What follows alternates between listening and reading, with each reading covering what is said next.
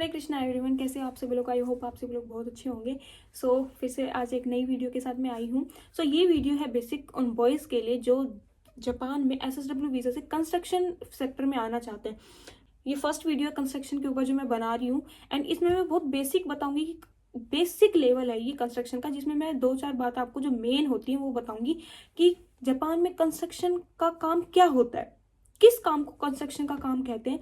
दूसरा, कंस्ट्रक्शन में किस किस टाइप के वर्क होते हैं। कंस्ट्रक्शन एक वर्ड होता है कंस्ट्रक्शन, उसमें भी बहुत सारे टाइप के काम होते हैं जिनको कंस्ट्रक्शन सेक्टर में ही डाला जाता है।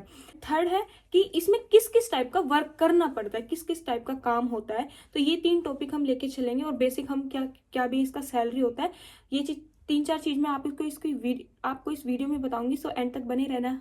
चलो स्टार्ट करते हैं। सो जापान में कंस्ट्रक्शन क्या होता है ना, क्या मतलब कंस्ट्रक्शन का काम क्या होता है। तो बेसिक किसी के भी माइंड में क्या आना चाहिए कि कंस्ट्रक्शन का काम लाइक जापान में नई buildings banana, bridge banana, road banana, and buildings की मेंटेनेंस रखना, रिपेयरिंग करना, ये बेसिक एक कंस्ट्रक्शन का काम होता है। जापान में कंस्ट्रक्शन का काम बहुत वेल ऑर्गेनाइज और सेफ्टी रूल्स को फॉलो करते हुए किया जाता है। इसमें आपको जब भी आप वर्क करते हो तो आपको सेफ्टी बेल्ट, हेलमेट्स वगैरह जो भी सेफ्टी के टूल्स होते हैं वो अच्छे से दिए जाते हैं। सेफ्टी रूल्स को बहुत ही स्ट्रिक्टली फॉलो किया जाता है। वेल एंड ऑर्गेनाइज्ड कहने का मतलब, सेफ कहने का मतलब ऑलमोस्ट काम मशीन्स करती हैं, ठीक है। सेफ्टी मेजर्स के साथ किया जाता है तो बहुत सेफ भी है।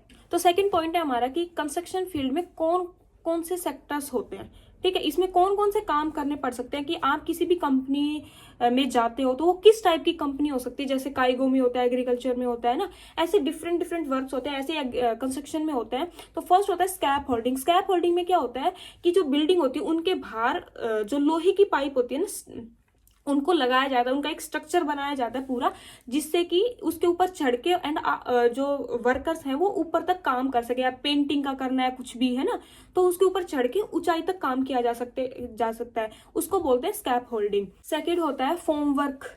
फोम वर्क में क्या होता है कि जैसे घर जब बनना स्टार्ट होता है, जैसे इंडिया में नींव भरना जिसको बोलते हैं ना, उसको जापान में फोम वर्क बोलते हैं। उसमें वुडन फ्रेम बनाया जाता है जिसके अंदर सीमेंट भरी जाती है, ठीक है। हाँ, इस टाइप का फोम वर्क होता है। थर्ड है स्टील फिक्सिंग। स्टील फिक्सिंग में बेसिकली क्या होता है कि जैसे इंडिया में सरिये दिए जाते हैं ना, स्टील की रोड्स, ठीक है, आयरन रोड्स दी जाती हैं जिससे कि जो बिल्डिंग्स बना रहे हैं वो बहुत ही स्ट्रॉन्ग रहे, ठीक है। तो उनको डालना, उसमें सीमेंट वगैरह डालना, उनको फिक्स करना, उसको बोलते हैं स्टील फिक्सिंग। तो होता है प्लास्टरिंग वर्क। कुछ कंपनियां प्लास्टरिंग वर्क करती है, ओनली वो क्या करती है, जैसे जब घर बन जाता है तो उसकी दीवारों को सीमेंट से फिक्स करती है, ठीक है, उनकी छतों को फिक्स करती है। जो ऊपर जापान में आप देखते हो शेड टाइप के घर बनते हैं उनको फिक्स करती है।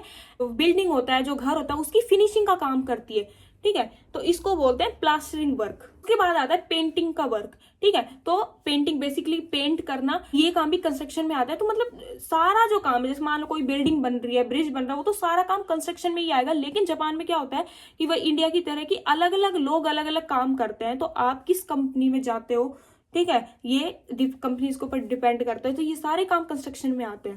नेक्स्ट हम बात करते हैं कि भाई कंस्ट्रक्शन फील्ड का वर्क इन्वायरमेंट कैसा होता है। तो बेसिकली जैसे आउटडोर वर्क है ना, रोड पे काम करना होता है। मतलब देखो, धूप में काम करना पड़ेगा, सर्दियों में ठंड में काम करना पड़ेगा, ठीक है। हाँ, एक चीज है कि जब बारिश होती है, जब कंस्ट्रक्शन का काम नहीं किया जाता, उस टाइम आपकी छुट्टी होती है।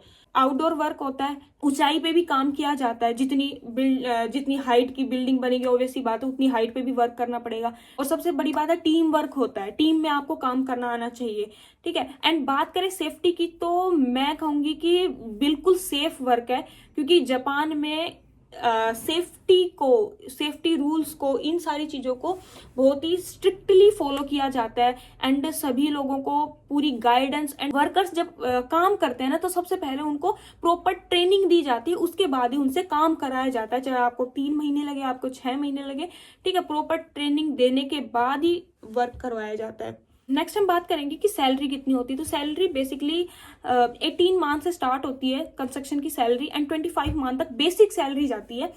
जब आप न्यू इसमें हायर होते हो, तो मैं आपको एक बात बता दूं, एक अच्छी सी एडवाइस दे दूं कि जैसे SSW के और भी सेक्टर होते हैं, काइगो होता है, एग्रीकल्चर, जितने भी सेक्टर्स हैं, इन माय ओपिनियन कि कंस्ट्रक्शन में सैलरी सबसे ज्यादा होती है, ठीक है, बेसिक सैलरी वही है जो 18 मान और 25 मान के आसपास जाती है, लेकिन कंस्ट्रक्शन में आपको ओवर टाइम मिल सकता है कि जो सैलरी वो टाइम टू टाइम बढ़ती जाती है। क्यों? इसके रीजंस भी है, क्योंकि कंस्ट्रक्शन में सैलरी तो अच्छी होती है, लेकिन देखो आउटडोर वर्क है ना, सर्दी गर्मी का काम है, एंड मतलब हार्ड वर्क है। सो फिजिकल वर्क बहुत ज्यादा होता है, ठीक है, इसके लिए स्ट्रेंथ चाहिए होती है, तो इस वर्क में थोड़ी सैलरी भी आपको अब मिल जाएगी, ऐसी कोई बात नहीं है। आई थिंक ये बिगनर्स लेवल जो 2-4 चीजें मैंने आपको बताई है, एक कंस्ट्रक्शन का वर्क जापान में कैसा होता है उस चीज को समझने के लिए इनफ है। एंड कंस्ट्रक्शन के ऊपर मैं और नई वीडियोस भी बनाऊंगी, उनको भी देखना, ठीक है, डिफरेंट डिफरेंट टॉपिक्स के ऊपर।